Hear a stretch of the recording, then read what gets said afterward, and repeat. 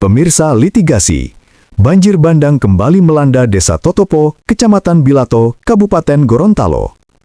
Hujan dengan intensitas tinggi yang turun sejak sore hingga malam hari menyebabkan Sungai Totopo meluap dan merendam permukiman warga. Peristiwa ini terjadi pada Selasa sore hingga Rabu dini hari setelah curah hujan ekstrim mengguyur wilayah tersebut sejak sekitar pukul 4 sore. Debit air yang terus meningkat membuat sungai tidak mampu menampung aliran air. Akibatnya, 2 tanggul sungai jebol, masing-masing di depan kantor Camat Bilato dan di area lapangan Desa Totopo. Tanggul tersebut diketahui telah lama rusak dan sebelumnya hanya ditangani secara darurat menggunakan karung berisi tanah. Kepala Desa Totopo, Iwan Noho, mengatakan banjir berlangsung sejak pukul 6 sore hingga 11 malam dan berdampak pada sekitar 56 rumah warga, dengan jumlah terdampak mencapai sekitar 150 kepala keluarga. Meski air masuk ke rumah-rumah warga, situasi tetap terkendali.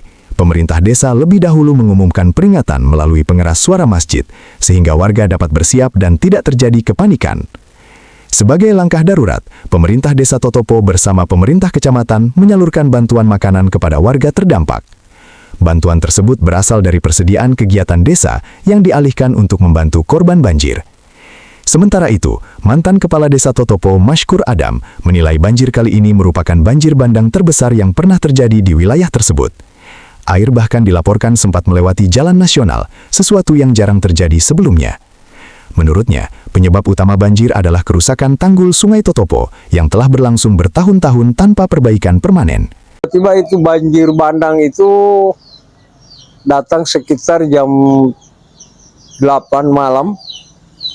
Sehingga masyarakat tidak siap karena banjirnya banjir bandang, banjir yang tiba-tiba datang dari arah tanggul yang selama ini sudah dikeluhkan oleh masyarakat dan diminta untuk ada penanganan dari pemerintah daerah.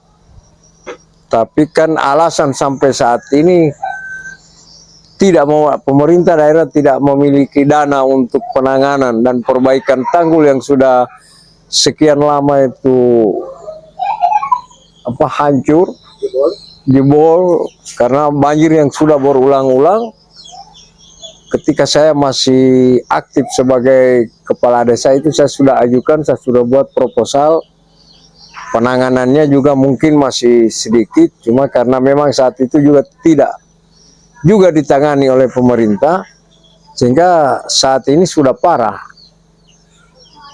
Dan penanganannya kemarin hanya bersifat darurat, jadi tidak maksimal, sehingga itu air yang dari sungai itu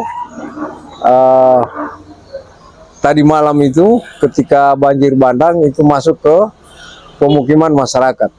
Penanganan selama ini dinilai hanya bersifat darurat dan tidak mampu menahan banjir besar.